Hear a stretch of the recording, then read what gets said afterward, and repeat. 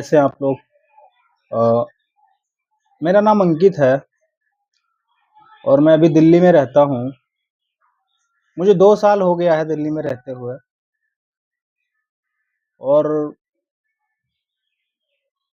कई जगह था। पहले मैं चंडीगढ़ में काम करता था, उसके बाद अम्बाला में मैंने कुछ पढ़ाई वगैरह करके फिर चंडीगढ़ चला गया था। चंडीगढ़ से भी कुछ नहीं हुआ तो सोचा दिल्ली आ जाऊँ। दिल्ली में कुछ माइंड सेट था कि अपना कुछ बिजनेस वगैरह करेंगे। तो सारा चीज़ सही था, मैंने जॉब किया, मैंने कई सारे काम किया, डिलीवरी बॉय का भी किया और वैसे भी किया, लेकिन कुछ अचीव नहीं कर पाया। उसके बाद में मैंने अभी रिसेंटली अभी मैंने कुछ बिजनेस का प्लान था मेरे पास, तो मैंने कुछ पैसे जो इकट्ठा कर रखा था वो मैंने जोड़ के और मैं अपना एक टी शर्ट प्रिंटिंग का बिजनेस का स्टार्ट करने वाला था। उसमें मैंने मशीन भी ले लिया था, टी शर्ट प्रिंटिंग का मशीन ले लिया था, हीट प्रेस मशीन ले लिया था और जो प्रिंटिंग मशीन आती है EL 3260, एप्सन L 3260 का ले लिया था। जैसे मैंने लिया उसके बाद 4 तारीख को मैंने रूम वगैरह चेंज कर दिया, क्योंकि मैं वहाँ 1 साल से रह रहा था तो मेरा काम धंधा नहीं चल रहा था। तो मैंने सोचा रूम वगैरह चेंज कर दें तो हो सकता है कुछ चल वगैरह जाए। तो जब मैंने चेंज कर दिया तो बहुत सारी मतलब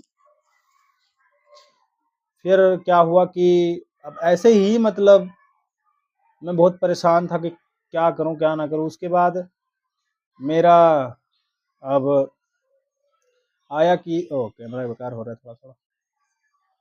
हाँ, फिर मैंने जब मशीन वगैरह ले लिया फिर 7 तारीख को ऐसा घटना घटा मेरे साथ कि क्या ना बताऊं। मैं यहाँ रोहिणी में रहता हूँ और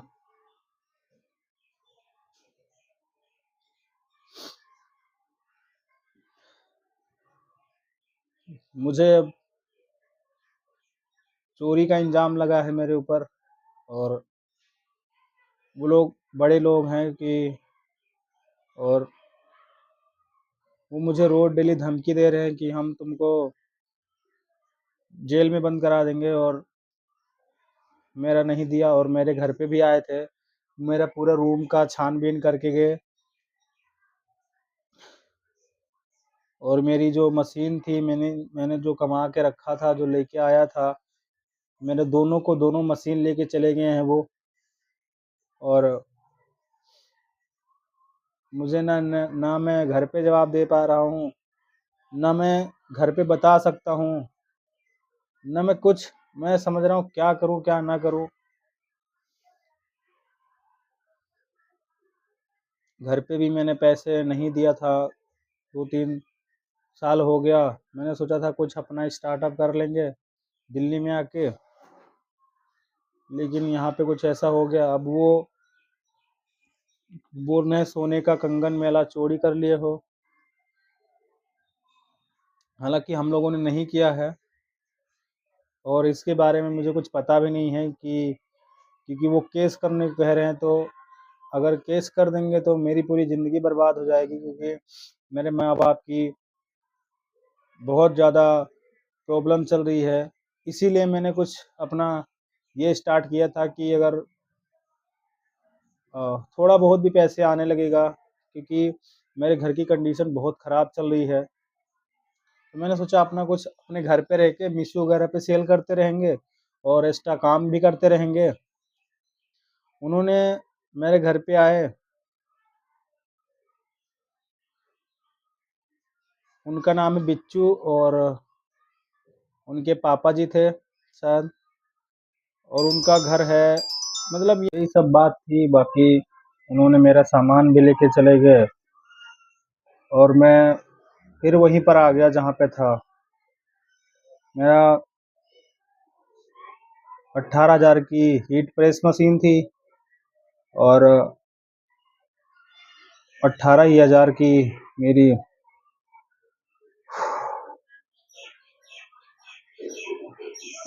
मेरी टी शर्ट प्रिंटिंग जो प्रिंट वाली मशीन थी एप्सन का, वो भी लेके चले गए हैं।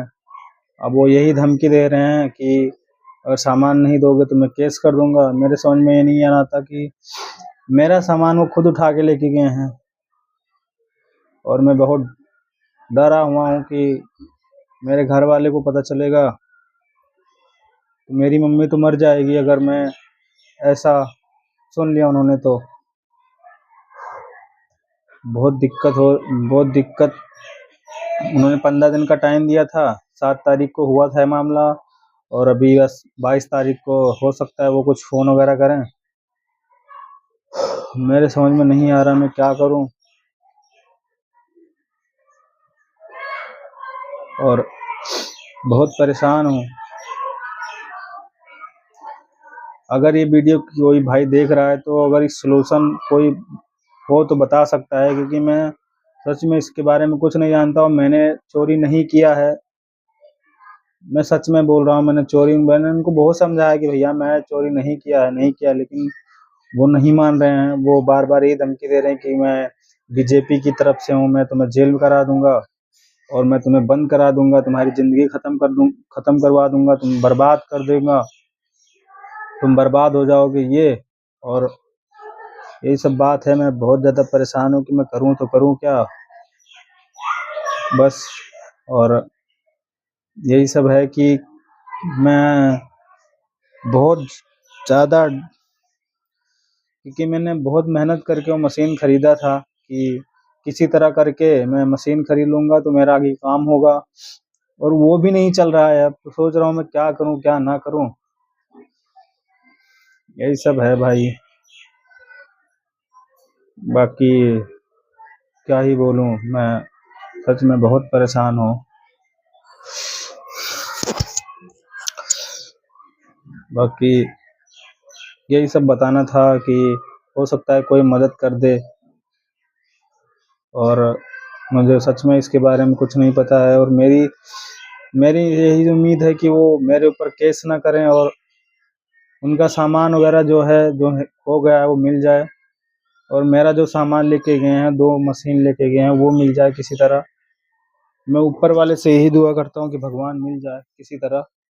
मैं बहुत आभारी रहूँगा, क्योंकि मैंने कभी किसी के बारे में गलत नहीं सोचा, नहीं गलत किया है, तो मैं वैसा नहीं कर सकता। बाकी धन्यवाद आप लोग का।